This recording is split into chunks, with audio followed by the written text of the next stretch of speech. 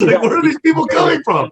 It's a really, really important point, because these people believed in Trump, but they didn't actually believe deeply and solidly. They believed because they wanted to believe, but because it was a difference to what they had. And so when it seemed to go wrong, they then have anger.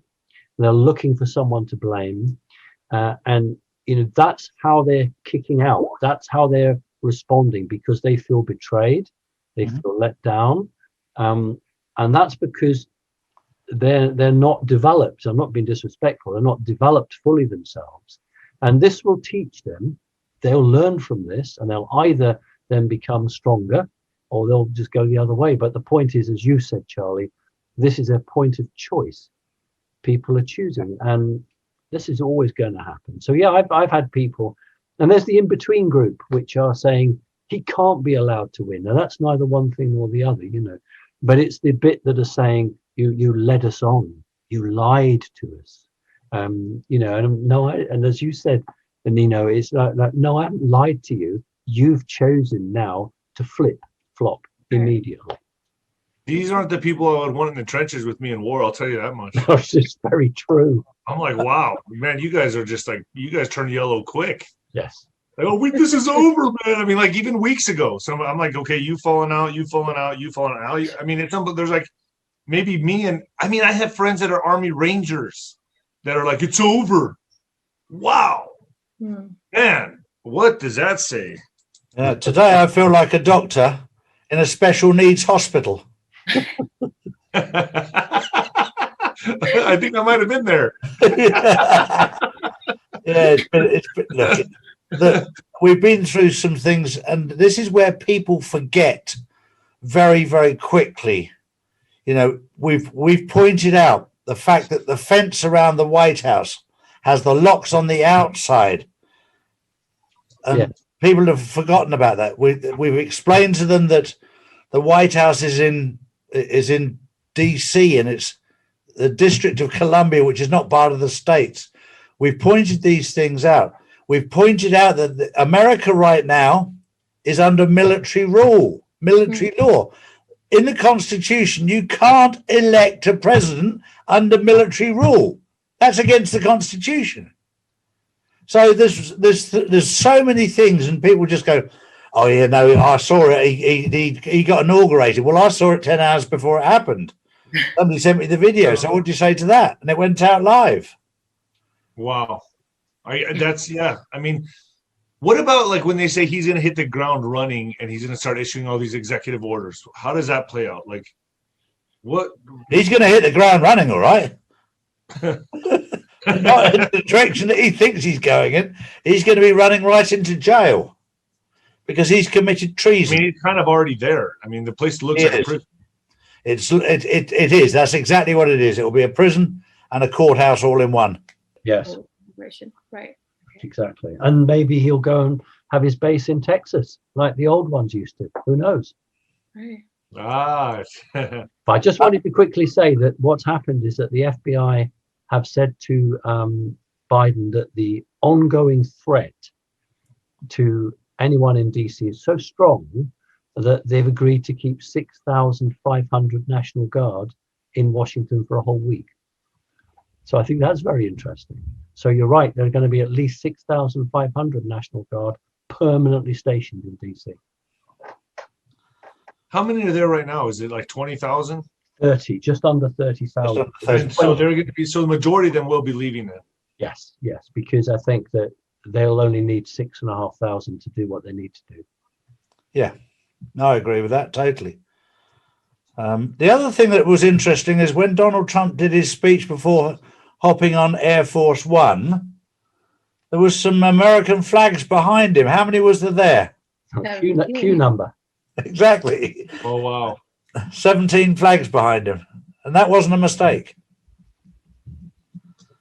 And did you hear when he said... We've been having so many booms as of late as well, right? I mean, or the following days coming to this day, we've had massive booms. I mean, it just can't be a coincidence that the Pentagon revealed that the Dutch royal family were killed some time ago, right, for torturing and murdering children. And the entire Dutch government stepped down over the massive child welfare scandal. So we've had some big booms, and there's also been an Irish government report of investigation into the deaths of about 9 children.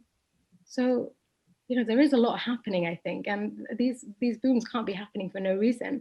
And we also know that the former Prime Minister of Italy, who was it, Matteo Renzi, right, was deeply involved in the US election on behalf of the Biden party. Correct. And I've also heard that the MI6 sources say that Angela Hitler Merkel will be out of office in April. Is there any truth to that? Yeah. Charlie, I want to just ask you a question. Yes. I don't know whether the money that we've recovered from the Vatican Bank is worthless because it's electronic, or whether it was gold, or whether it is electronic but it is backed against some physical value. I've heard that something like 32 quintillion has been liberated. What can you say publicly or openly about that? 34 quadrillion was 34. taken, Right.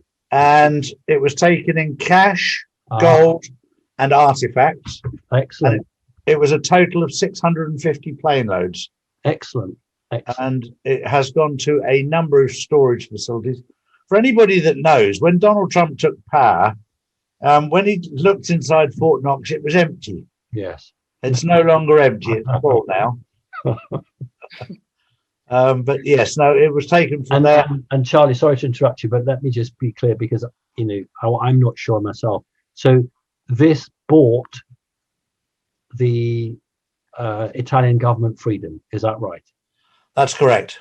Yeah. The Italian government did a deal with Trump.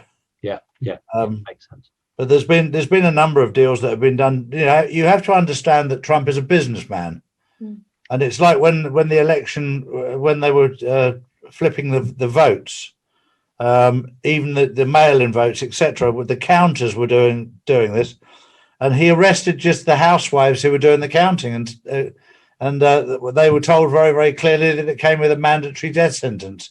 And of course, that encourages them to speak very, very quickly on who told them to do it. I mean, you pick up a housewife and tell her she's sentenced to death unless she tells you the truth. You get the truth fairly quickly. Yeah.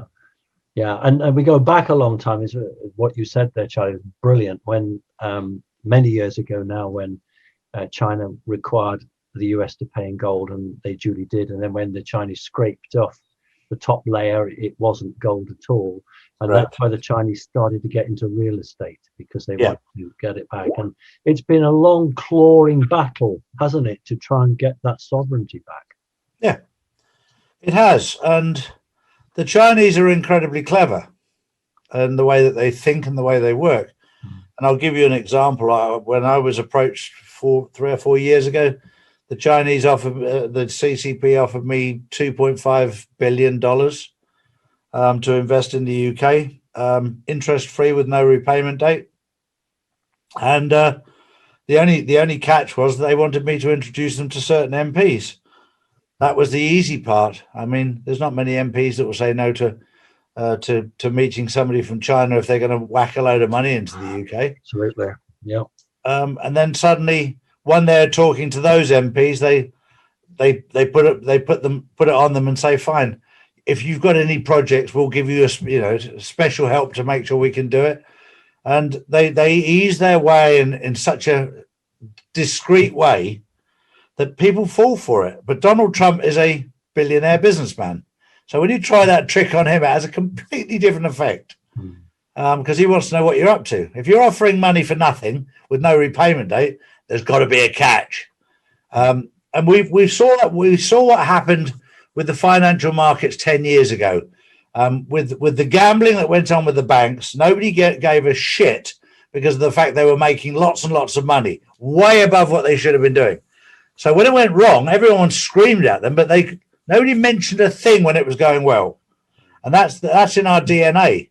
And that's what's happened again with the Chinese. Come on, put your money into this, and they've gradually come into countries all over the world. I was shocked at the amount of money that they wanted to put into Venezuela to buy the bolivar when the bolivar was tanking out the bottom, and they're going, we'll have some more, and they were spending silly money buying bolivar And then suddenly you see how much control they have in Venezuela. Look what they did to it, Australia. Look how they nearly controlled Australia. Yeah, exactly. Incredible.